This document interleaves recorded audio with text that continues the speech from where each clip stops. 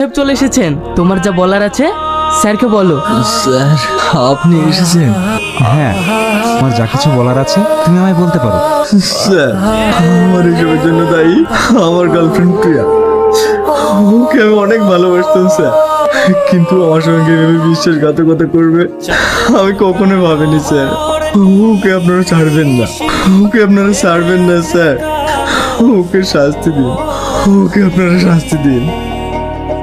আমি হব বলে চরণ আগুন আগুন, হব বলে চরণ দাসী হি ইজ নো মোর। হয় না অফিসার, ইমিডিয়েটলি ওদের অ্যারেস্ট করুন।